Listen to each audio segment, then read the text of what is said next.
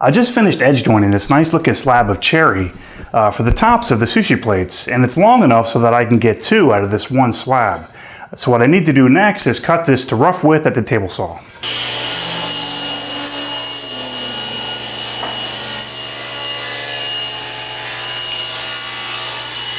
Before planing this board to final thickness, I'm going to go ahead and face joint the whole thing. That way I know this board is nice and flat. And to make that operation a little easier, I went ahead and took a piece of chalk and scribbled all the way down the length of the board. That way I can see my progress a lot easier as I'm flattening this face.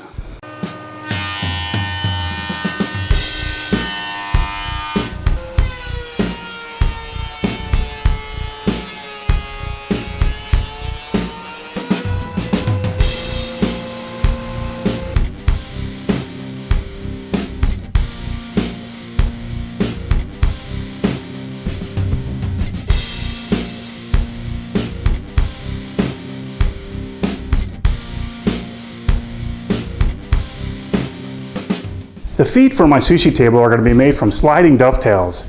Now in order to make the dovetail groove in each piece, I'm going to do that at the router table with a dovetail bit. But instead of removing all of the material with the dovetail bit, I'm going to go to the table saw and hog away as much material as I can and then come back to the router table to finish it up.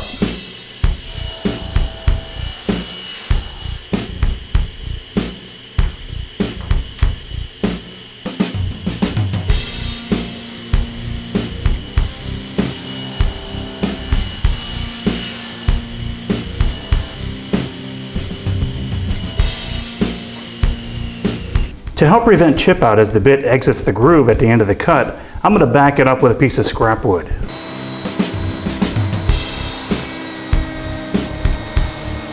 Here's a little tip.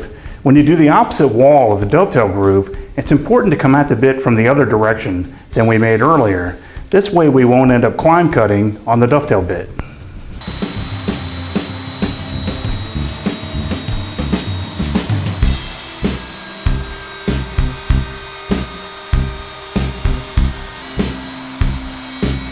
Okay, now that I've finished making the dovetailed foot, I can show you how this slides together. The dovetailed foot just slides into the dovetailed groove that we created.